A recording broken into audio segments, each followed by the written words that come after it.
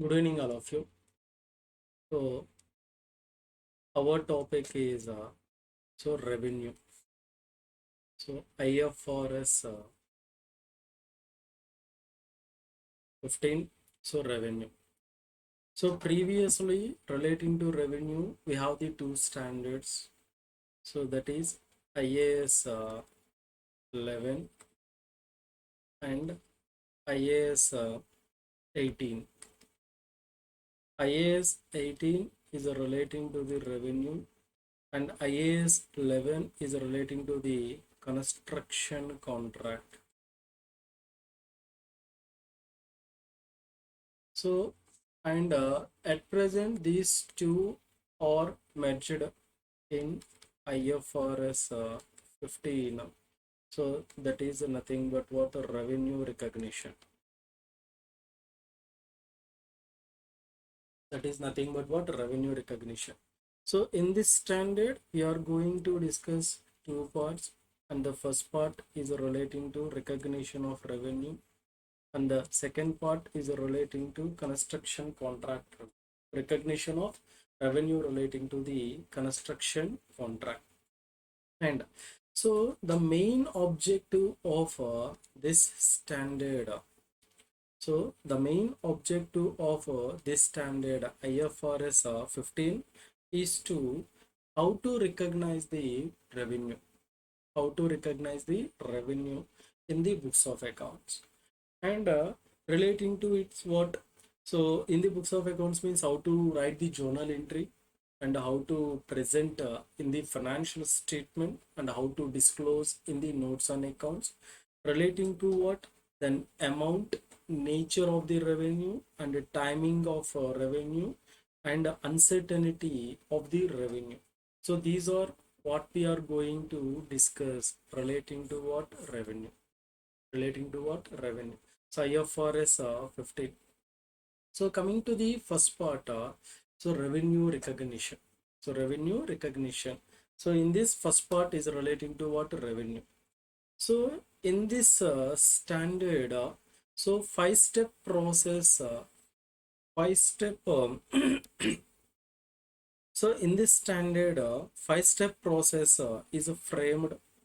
So to recognize the revenue, if these conditions are satisfied, if these conditions are satisfied, then we consider that contract, we consider that amount as a revenue, we consider that amount as a revenue.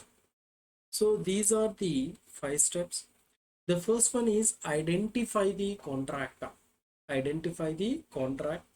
And the second one is identify, I will explain one by one. So identify the separate performance obligation within the contract. What is meant by performance obligation? For example, so business agreed to supply the goods to the customer. Business agreed to supply the goods, agreed to supply the goods to the customer. Here, the to supply of goods or providing the service is the obligation to the business. That is an obligation. As per the contract, business required to supply the goods to the customer within the due date specified as per agreement. So, so shall we identify the respected obligation separately or not?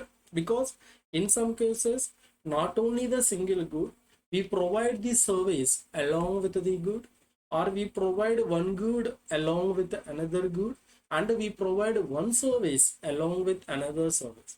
Shall we identify those items separately or not? So, for example, you purchase the bike. So here, the sale of the bike is said to be a obligation to the entity. So, but at the time of selling of the bike, so they provide what, bike along with that 1 year free services or warranty, etc. Those are provided. So here one good is provided along with the another service, and we can identify in the overall bundled these type of so more than one element is there in the overall contract. Those are said to be about bundled contracts. So in these type of bundled contracts, shall we identify the shall we identify the respected so performance of individual element or not? So like sale of bike is one element, providing the free services for 1 year is another element. And the second one is determine the transfer price. And third one is allocate the transfer price to the performance obligation in the contract. So means this allocation is available in case of a bundled contracts. Then how to allocate? Then recognize the revenue when a performance obligation is satisfied. When your performance obligation is satisfied. So if these five conditions are satisfied, then we recognize that element as a what? Revenue. We recognize that element as a what? Revenue. So we identify the contract, identify separate performance obligation within the contract, determine the transaction price, and allocate the transaction price to the performance obligation in the contract, and recognize the revenue when or as a performance obligation is satisfied. Then, so we will discuss one by one.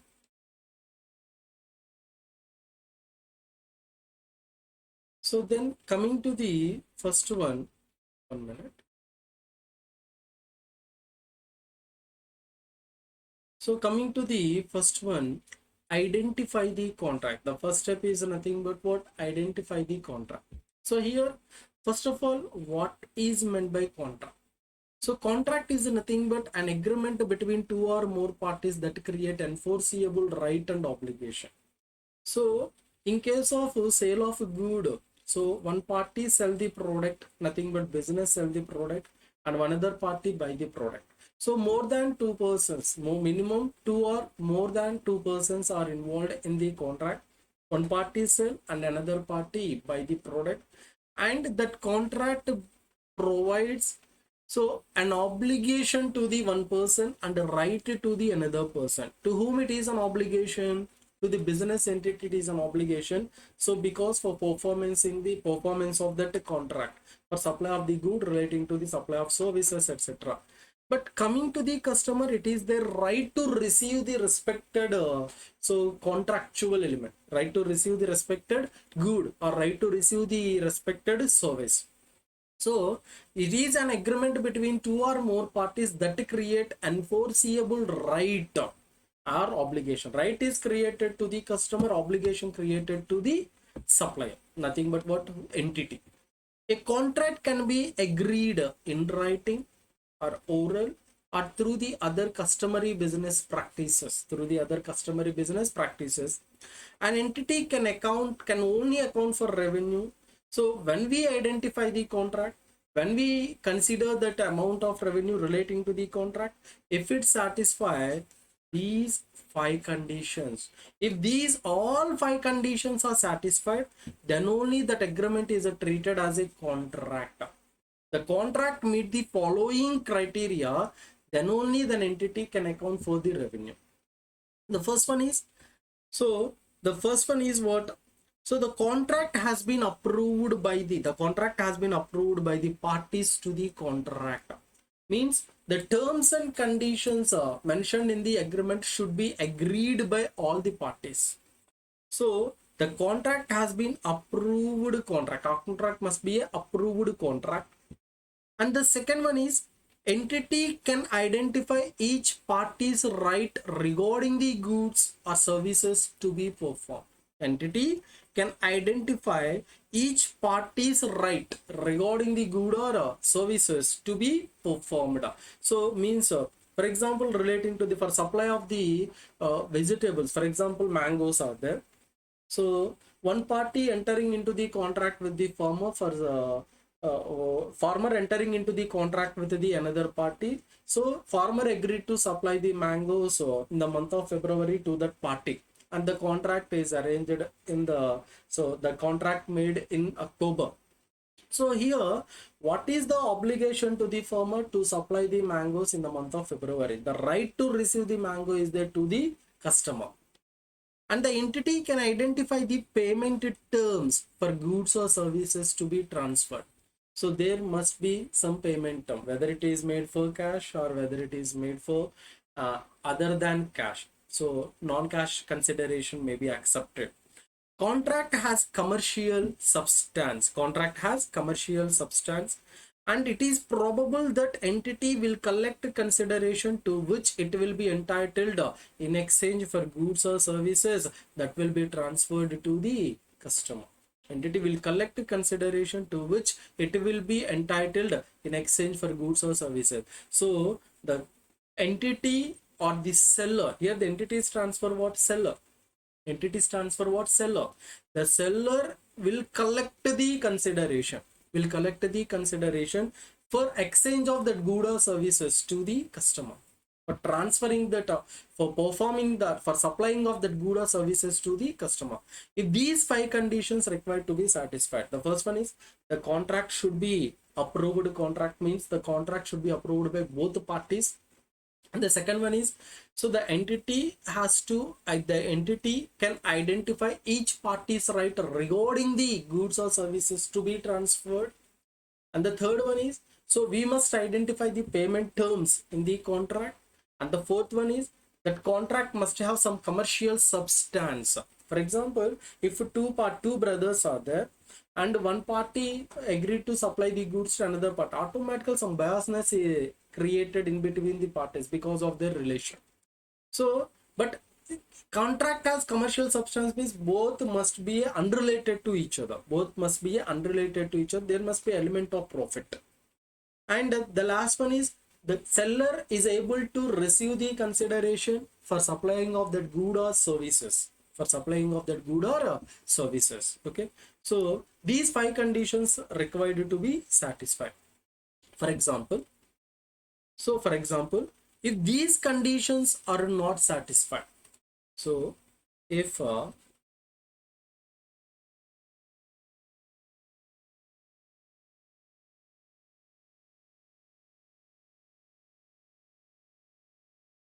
these conditions are not satisfied, then we need to verify whether entity can satisfy these conditions in future or subsequent period.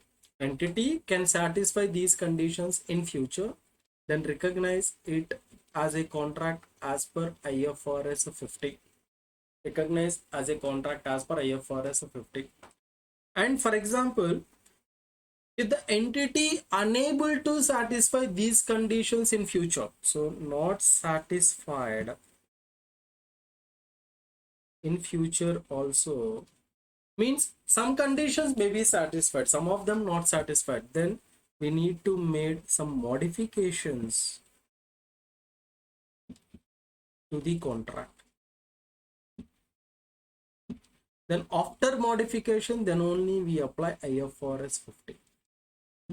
Then only we apply IFRS 15. And remember how to modify the contract. That guidance is also provided by IFRS 15. That guidance is also provided by IFRS 15. If the above five conditions are satisfied, then no doubt we consider that agreement as a contract and we recognize the revenue as per IFRS 15. The problem is if these conditions are not satisfied, then we need to check whether that conditions are going to be satisfied in future or in subsequent period. If yes, then recognize it as a contract as per IFRS 15. No, then we need to make some modification to that respected condition. Then we'll apply the IFRS 15. Then we apply the IFRS 15. So this is about what? First condition, identification of what? Contract. Identifying the contract. Then second step, identify the separate performance obligation within the contract.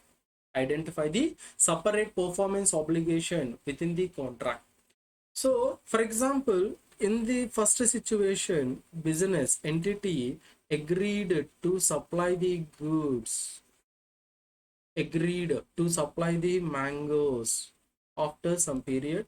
Here the mango is said to be a good. We can identify the performance obligation of the entity to be performed in future. For example, instead of supplying the good, that business agreed to provide the service to the customer in future. In that case also we can identify the respected element of the service we are going to provide. For example, in some cases the good and service combinedly provided. Service plus service combinedly provided, good and good combinedly provided.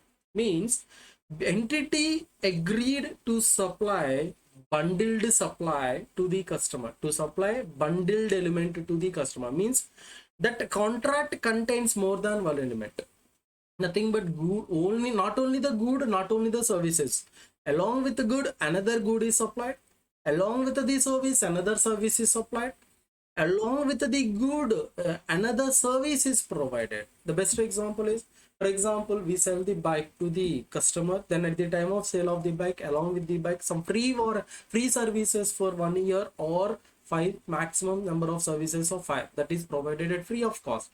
So that is said to be, and here servicing is said to be a one element, bike is said to be another element, bike is said to be another element.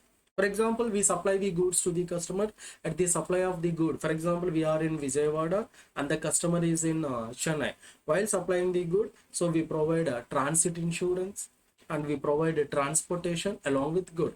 Good is said to be a one element, transportation is said to be a one element, and service means a transit insurance is said to be an element. So good along with two services are provided, that is said to be a bundled element. So we have to identify the separate performance obligation within the contract. We have to identify them individually. So performance obligations are promises to transfer distinctive goods or services to the customer. Distinctive goods or services to the customer. Some contract contains more than one performance obligation, like bundled elements. These are called as what?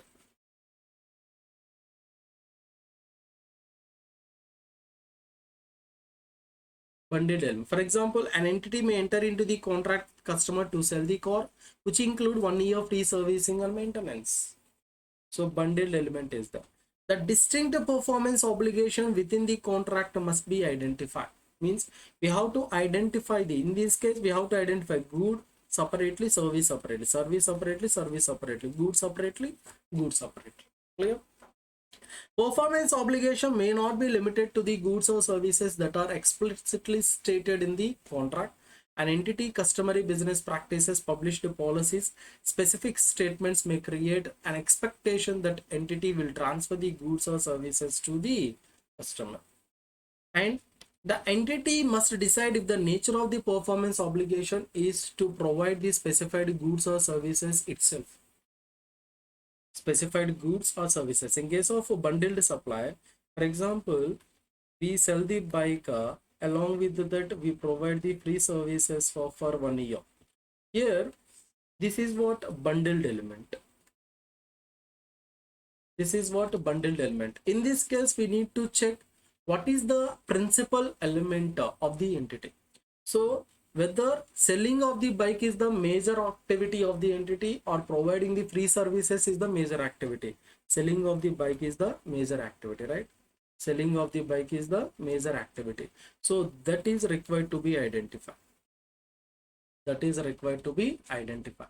And to arrange for another party to provide the goods or services, the best another party arrange, nothing but if you know the consignment, consignor send the goods to consignee, because consignor does not sell the product directly to the customer, he sell the product through the agent, nothing but consignee to the customer. So we arrange the consignee as a third party. So entity may perform the obligation in these two ways. If the entity is an agent, means if the consignee in that case, so here consignor sell the goods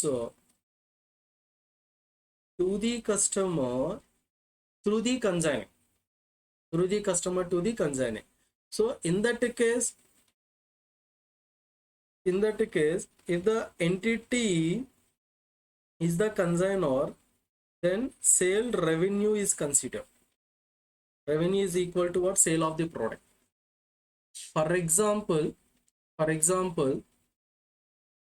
if consignee is the entity, consignee is the seller, then the sale amount is not belongs to consignor. That sale amount belongs to consignor. But for performing this activity, consignor provide commission.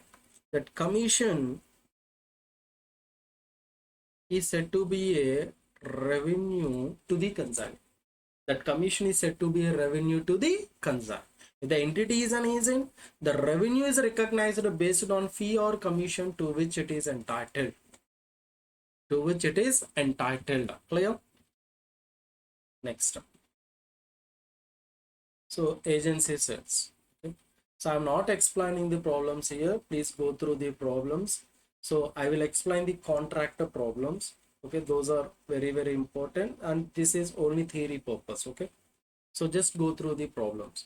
And coming to the step 3, so determining the transaction price. First of all, what is meant by transaction price, sir? Transaction price is the amount of consideration to which the entity expects to be entitled in exchange for transferring promised goods or services to the customer.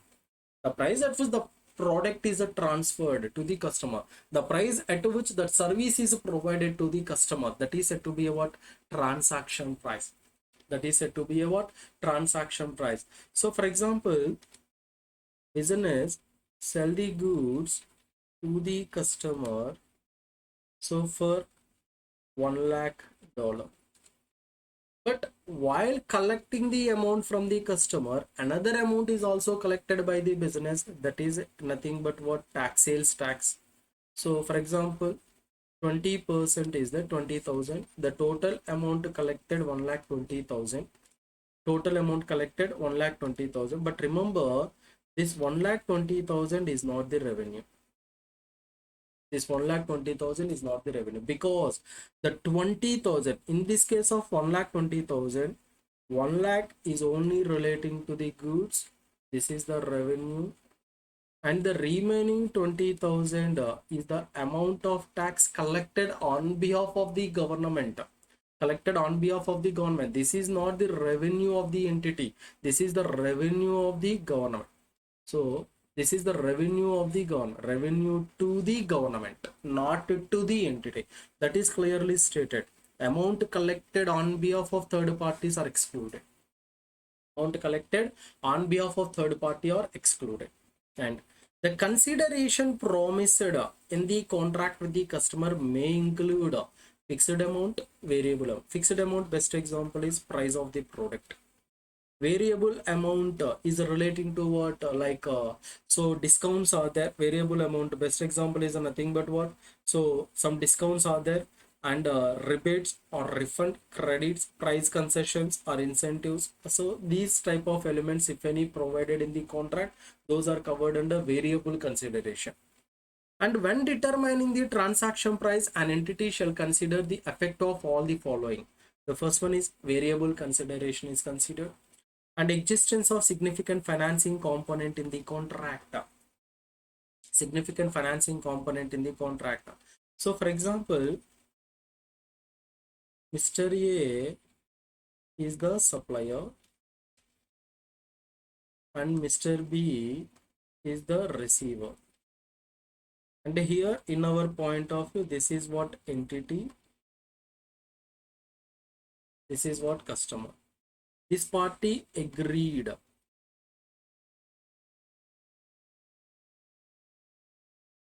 to supply the goods worth 1 lakh. So to supply the goods worth 1 lakh, but this party agreed to pay the amount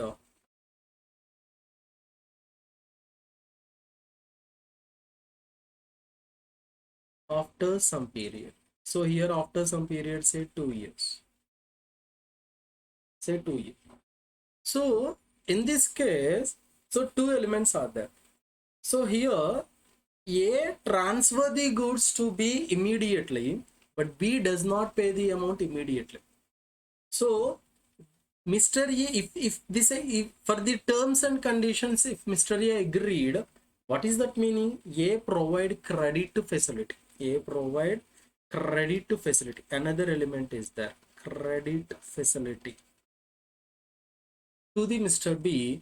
For providing that credit facility, some extra consideration collected by Mr. A, that is called as what? Interest, and we call it as what? Finance cost.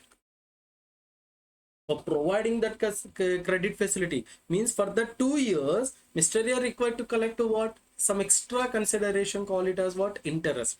So based on that, Mr. B agreed to pay 1,20,000 after 3 years. 1,20,000 after 3 years. So at the rate of 10% per annum is the rate of 10% per annum is the interest. Then what is the transfer price? Transaction price. So here the transaction price is calculated as present value of future payments.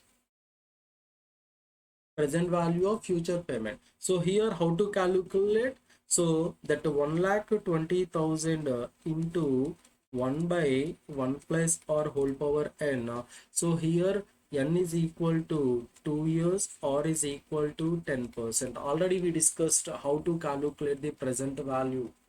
How to calculate the present value, called as what? Summation of discounting figures of the future payments in case of successive payments are there. So the present value of future payment is considered. So that is the second one. In case of third one, non-cash consideration, nothing but what? That amount that transaction price may agree to pay in terms of kind other than cash. And in that case we consider what? In that case, so then what is the market value of that kind is considered. Next, consideration payable to the customer. So just consideration payable to the customer. So in this case, for example, entity is there and the customer is there. It agreed to supply goods, agreed to supply the goods, and in exchange it agreed to supply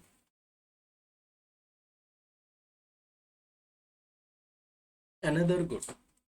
So in this case, so the value of these goods is around 1 lakh.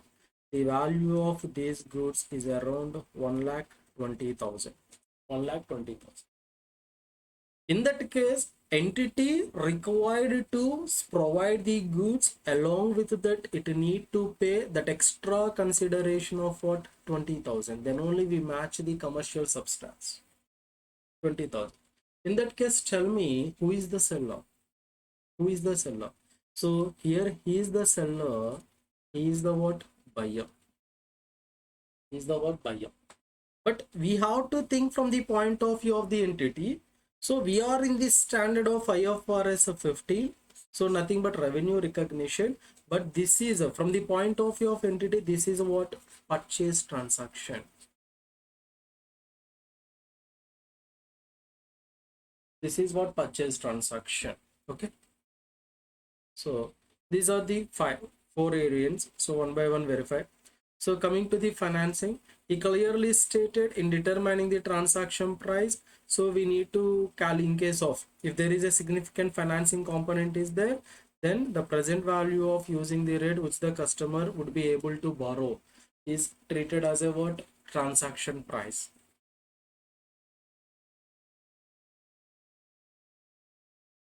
The following may indicate existence of significant financing component. So the difference between amount promised consideration and cash selling price of the promised goods and services, and significant length of the time between the transfer of promised good and the payment date. Okay, so these points are considered as a existence of a finance component. Next, commission pay the consideration payable to the customer. If the consideration paid to the customer in exchange of distinctive good or service, then it is essentially a purchase transaction, not the sale. Should be accounted in the same manner as the other purchases from the supplier, not as a revenue. We have to consider it as a purchase from the supplier. Okay. Next, the next one is fourth step is allocation of what? Transaction price. Allocation of what? Transaction price. So already we discussed, for example, so three products are supplied. So three products are supplied like so for example, so fridge, washing machine and a TV. those are sold as a bundle. Those are sold as a bundle. So actually this amount is 1 lakh.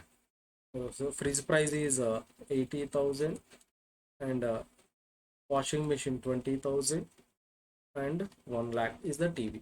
But those are provided as 1,50,000 as a package. Those three are provided as 1,50,000. Then the question is, how this 1,50,000 allotted to the individual product. For fridge how much, for washing machine how much, for TV how much. So these are allotted based on their standalone selling prices in the proportionate of the standalone selling prices. 80 plus 20, 1 lakh. How much? 2 lakh is there.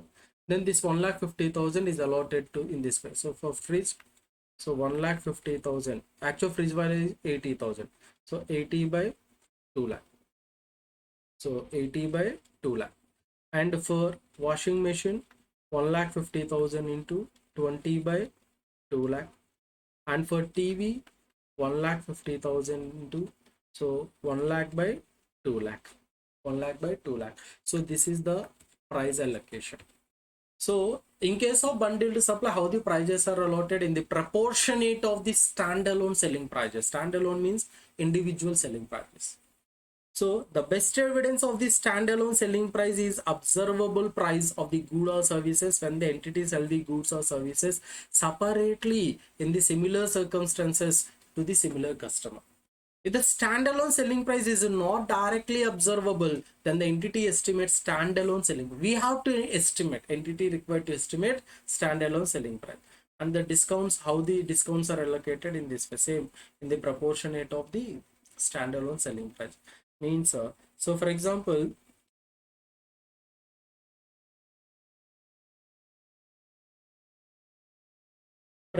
coming to the fridge, how much amount is allotted? 1,50,000 into 80,000 by 2 lakh. 60,000, but actual fridge price is how much? 80,000. So 80,000 minus 60,000, 20,000.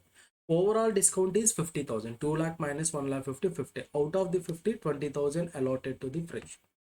So means the discount is also allotted in the proportionate of the transaction price. In the same ratio of the transaction price we allotted.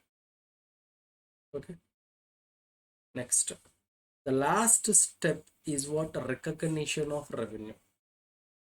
So revenue is recognized when the entity satisfies the performance obligation by transferring a promised goods or services to the customer. When the obligation is performed by the entity, then we consider it as a revenue. Then satisfying the performance obligation at a point in time. If the performance obligation is satisfied at a point in time, then entity must determine point in time at which customer obtain the control of a promised asset. Then here we have the another word, control of an asset. What is meant by control of an asset? If the access to utilization of the asset is completely transferred to the customer, that is called as what? Control. If the customer has an authority to restrict the access of that asset, that means customer has a control. So control of an asset refers to ability to direct the use of or and obtain substantially all the remaining benefits. The benefits here indicated in terms of what? Inflow of revenue, inflow of cash flows from the asset. The control includes ability to prevent the other entity from obtaining the benefits from the asset. To obtain the benefits from the asset. The following indicates transfer of control. The first one is entity has a present right to the payment of an asset. Present right to the payment for the asset means relating to asset, whatever the cash flows are there, those are going to be received. And entity required to receive the payment for that asset means we supply the asset on credit basis if any, then customer required to pay the amount in future. Regarding the payment here we discussed. Second one, customer has a legal title to the asset. Who has the title over the asset? Customer. Entity has transferred physical possession of the asset completely. Customer has significant risk and reward of ownership. and customer has accepted the asset. So then we consider it as a control is completely transferred. Consignment inventory. This can raise the issue of consignment inventory where one party legally owns the inventory. So in case of the consignment, what happened? In case of the consignment, what happened? Consignor send the goods to the consignee. Consignee sell the goods to customer. But here we talking about this element, whether this is treated as a sale, whether control over the asset is a transfer to the consignee. No, control over the asset is not transferred to the consignee, not transferred to the consignee. Next. So repurchase agreement. Repurchase agreement means entity and customer is there, and first the contract contains two elements. First one is entity sell the asset to the customer, then customer again sell the asset. Simply said, entity again repurchase the asset from the customer. So means here that asset sold to the customer without transferring possession, that is called as what? Repurchase agreement. So it is where an entity sell an asset but retain the right to repurchase of an asset, So this is often not recognized as a sale but as a secured loan. This is treated as a what? Secured loan. So here this party retain the asset, but this party provide the amount, right? So here what happened? So if you observe this thing, customer provide the fund amount called as what? Finance. Provide the fund. In exchange, goods must be transferred to the customer. But the question is, goods are transferred or not transferred? Not transferred. So the goods retained with the entity. And simply said, the amount paid for purchase of that goods by the customer is treated as a finance, and we consider it as a what? Loan. In this case, simply we consider finance cost. Finance cost is nothing but debit interest or debit finance cost, credit bank account. So because on that amount he need to pay what? Interest or finance cost. That is the one. So no revenue recognized here. Next, bill and hold the agreement. Here business customer is there. It sell the goods. So without it sell the goods and it pay the cash. But customer does not take the possession of the good. The possession of the goods remains with the business. So here billing for the sale of the good is made, but we hold the product because customer does not take the possession. So in that case, so first for sale of the good we recognize the revenue in the business entity, in the books of the entity. Second one, for holding the goods, because of holding the goods, again entity will collect some commission from the customer. It is also recognized as a revenue. Collect some fee, collect some commission for holding the respected product. We also treated it as a revenue. So it is a contract under which entity bills a customer for product, but entity retains physical possession of the product until it is transferred to the customer at a point of time in future. Then for this recognized within the revenue, customer must have obtained the control of the product despite it physically remains with the entity. So in that case, so fee for custodial services collected by the entity, it is also treated as a revenue. Clear? So this is about what? Bill to hold model. Just go through these problems. Next. So here, if the Performance obligation over the time is satisfied, then control over the asset is transferred. Assumed as control over the asset is transferred, we recognize the revenue. But what is meant by satisfying the performance obligation over the time? An entity transfer the control of the good or services over time and therefore satisfy the performance obligation and recognize the revenue over time if one of the following criteria is satisfied. Means series of the goods, we agreed to supply the goods at the end of every month, that those are called a series of the goods.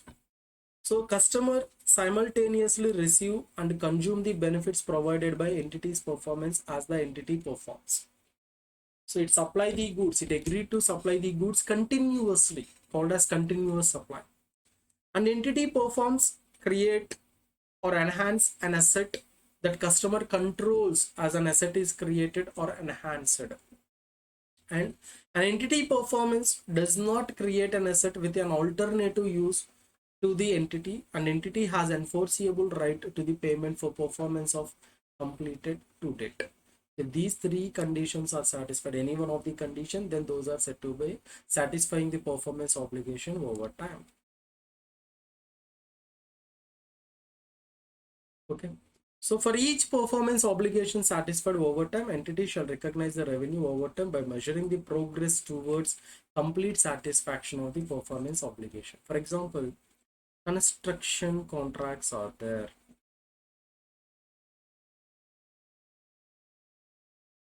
So actually contract price is around 10 lakh, around 10 lakh. And that contract tenure is 3 years. Contract tenure is 3 years. Then, so we need to supply the goods continuous. We need to provide the service continuously over what? 3 years. Over what? 3 years. Then at the end of the first year, we need to recognize what? Revenue and cost and what is the profit or loss. At the end of the second year, revenue cost, what is the profit or loss. At the end of the third year, revenue cost, what is the profit or loss. We need to recognize. These are said to be a series of supply. Means, so we agreed to provide these services for a period more than 1 year. So regularly we agreed to supply, series of supply. So then how to apportion the contract price, how to apportion the overall cost. Apportion methods for measuring the progress, percentage of progress transfer, what percentage of completion. In case of output method, and another one is input method. In case of output method, how to calculate the percentage of completion is nothing but what? Work certified by contract price into 100. In case of output method, how to calculate the percentage of completion? So work certified by contract price into 100. But in case of inputs method, how to calculate? Cost to the date by total cost into 100. So cost to the date. In case of inputs method, what is the formula for percentage of completion?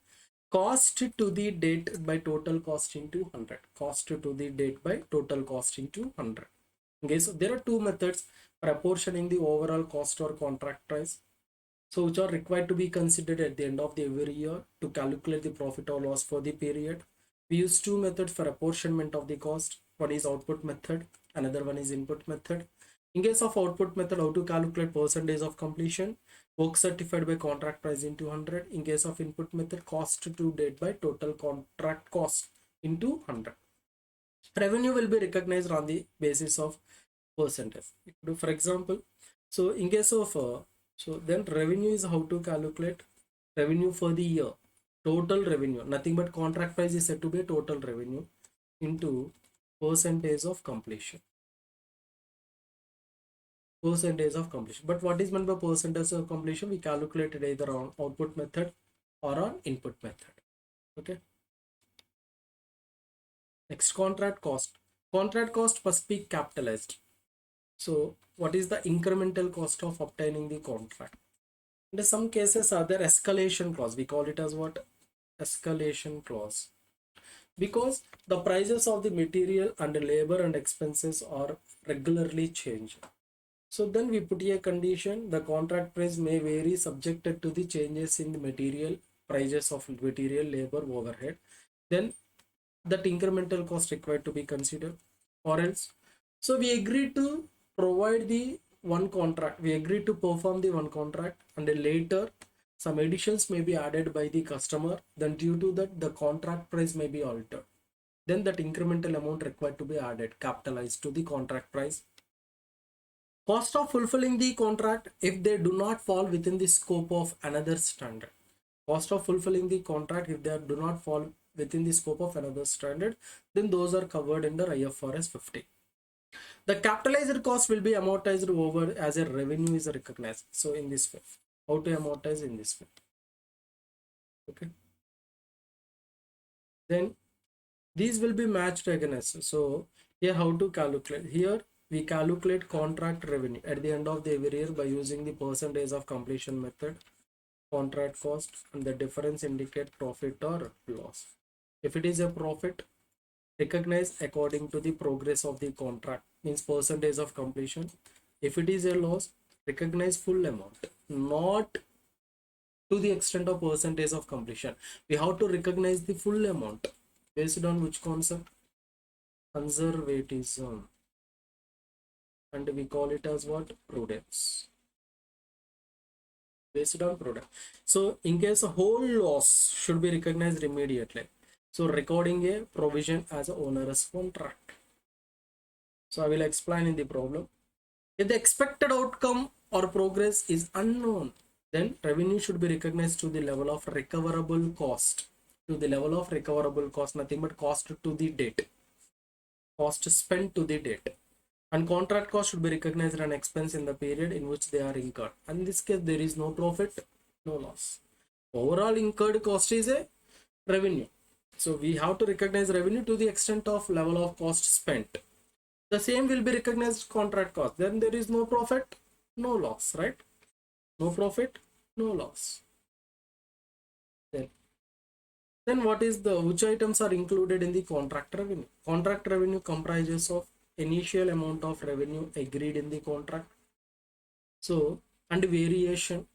So in the contract work and claims to the extent if it is variation in the sense relating to already we discussed any changes, any incremental cost is there, those are added.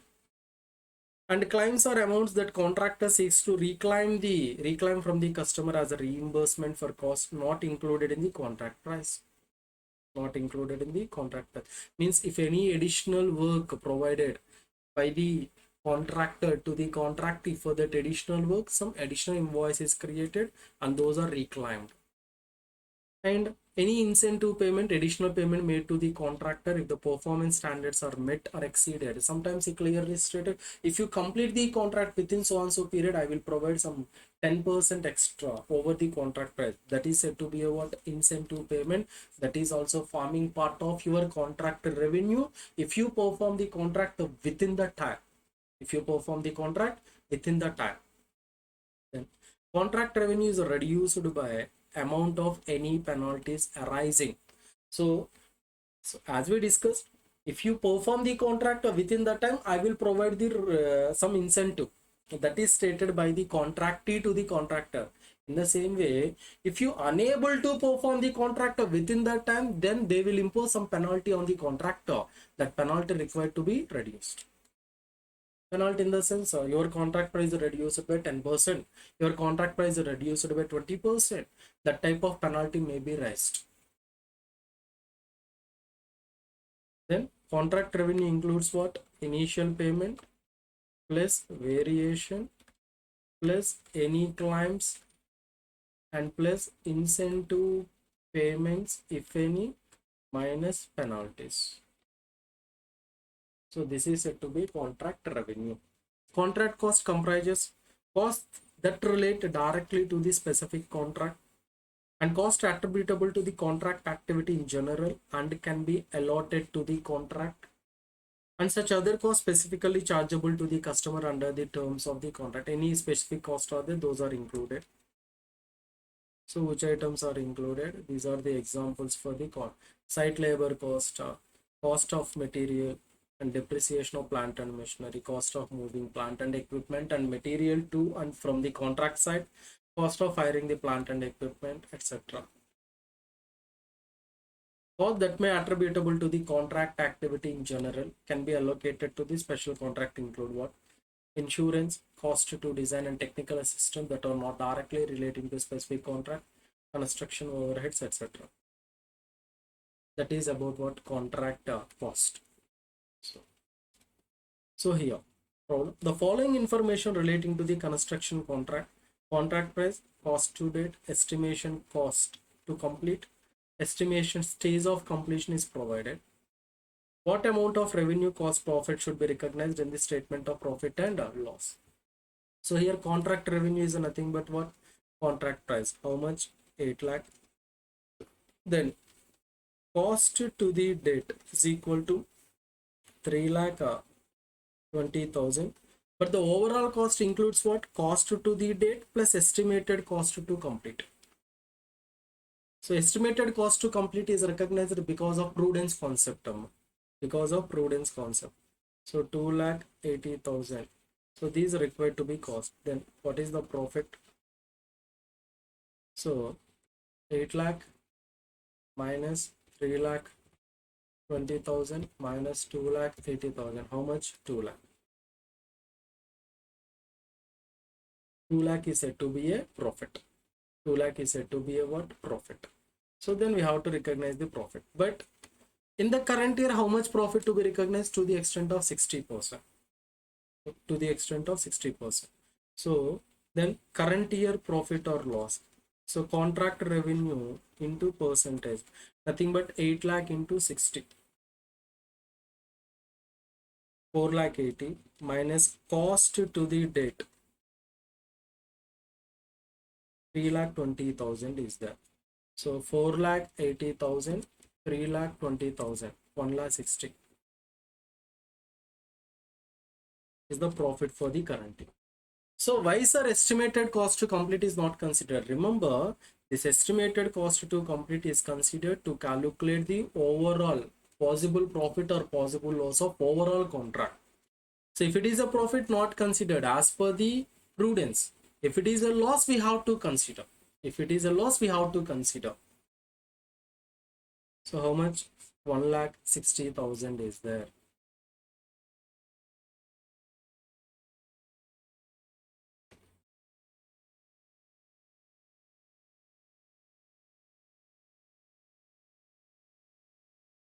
So this is relating to what? Revenue. It means if there is no percentage of completion is not available, then to the extent of cost we have to consider, then no profit, no loss. So here consider estimated cost also. Sorry. So 3 lakh 20,000 and 2 lakh 80. So how much? 6 lakh. 6 lakh into 60%. So 3 lakh 60,000. And what is the revenue? 4 lakh 80. 8 lakh into 60, 4 lakh 80. So profit is, so 1 lakh 20,000 is the profit. 1,20,000 is the profit. Okay. Next. So presentation in the financial statement. So here how to calculate, follow these steps. Step 1, calculate overall profit or loss, contract price minus cost to date, cost to complete, estimated cost to complete, we get the overall profit or loss. Then determination of progress, nothing but percentage of completion. Progress of the contract means percentage of completion of the contract. Here we have two methods, input output method. In case of input method, cost to date by total contract cost is considered. In case of output method, work certified by contract price into 100. Work certified by contract price into 100 is considered. So where the progress cannot be measured, then revenue is equal to cost to date, then there is no profit, no loss. Okay. Statement of profit and loss, revenue, total price into percentage less. So means so this is, for example, in the second year, this is the overall revenue for this to the extent of second year, first plus two. Then we have to reduce first year revenue recognized in previous year. Then cost of sales, total cost means cost to date plus estimated cost into percentage less cost already considered in previous period. Then the difference is profit. Okay, the difference is what? Profit. So then in this statement of financial position, how to recognize? Cost to date plus profit or loss to date less amount billed to date means, so just we have to consider amount receivable. So actually what is the billing amount? Cost to the date already incurred plus the profit or loss whatever may be, and less amount billed means that amount provided by the party. The remaining is the receivable or payable, either recognized as a contract asset or contract liability. Contract asset or contract liability. So this is about the IFRS 15 contract.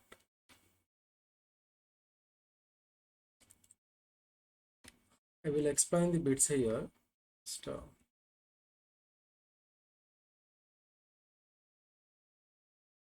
So the following information relating to the contract for the construction of building for a customer. The builder has a right to regular payment as work in progress, contract price, work certified date, cost to date, estimated cost to complete. What is the revenue? Cost of sale, gross profit that can be recognized. Assuming company policy is to measure progress using what? Output method. In case of output method, percentage of completion is equal to work certified by contract price. Work certified how much? $2 million. 2 by 5 into 100. Nothing but what? 40%.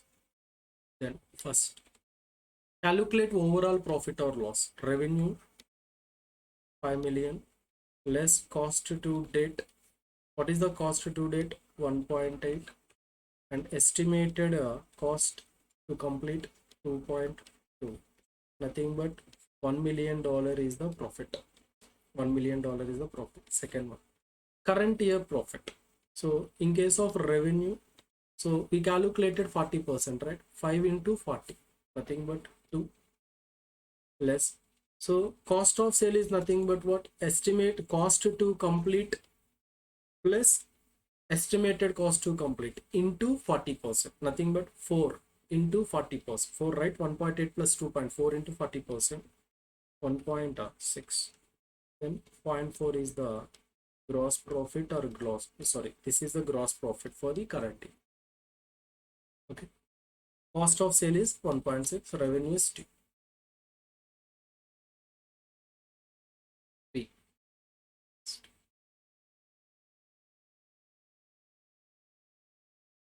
The following information relating to the contract, same output. So just do the problem, same method. Next, CN starts a 3-year contract to build the new university campus on 1st April 2007. The contract at fixed price 90 million. CN incurred cost at 31st March 2000 at 77 and estimated that further 33 million will be required to spend to complete the contract.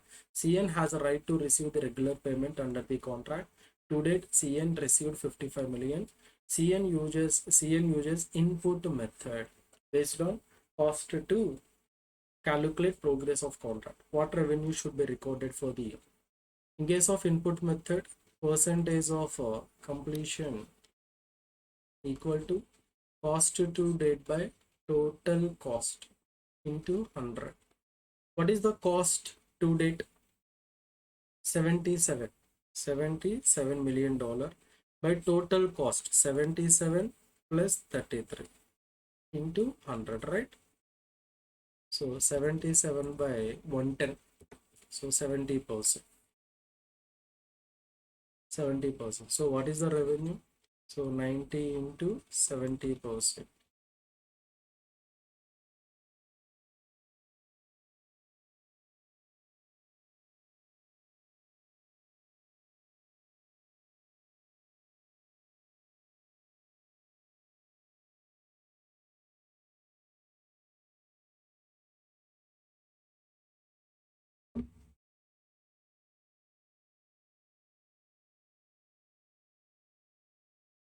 So how much?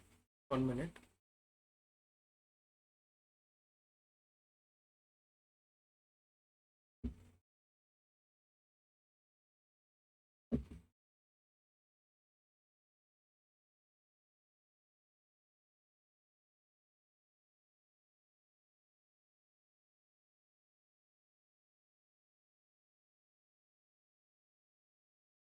So how much? 63. Next. What should be shown in the CN statement of financial position? So what should be shown in the CN statement of profit financial position? First, so here first calculate whether it is the overall profit or loss. So what is the revenue? 90. Cost to the date is how much? 77. And estimated cost is equal to 33. Nothing but 110 minus 20, 90. Nothing but 20 is the loss. Overall loss 20. Then this is the first one. Second one is expected revenue for the year 63 minus, so overall cost of sale, so 110 into 70%, right? So 110 into 70, nothing but 77. Then 77 minus 63, this is what? 14 is the gross loss, but actual loss required to be maintained is how much? 20. Actual loss required to be maintained is 20. So but we created 14 as a gross loss, then extra loss, so that is nothing but provision for the additional loss. Overall loss required to be created 20. Then additional loss is 6. So the provision required to be created is 6. So either A or D is correct. Either A or D. Then coming to the current asset. What is the current asset? So how to calculate? So based on the overall billing amount, how much is the billing amount? How much is the billing amount? Then overall revenue is equal to 63. Overall revenue is equal to 63. But that party paid, he clearly stated CN has received 55 million only till the date. Overall revenue 63, but he received 55 only. So 63 minus 55, how much? 8 is the receivable. 8 is the receivable. So answer is D. So excess provision required to be created 6, and a trade receivable current asset 8. Okay.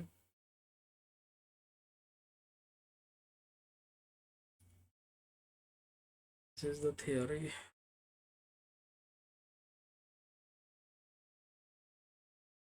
Okay. So these are general problems. Just do the problems. Okay.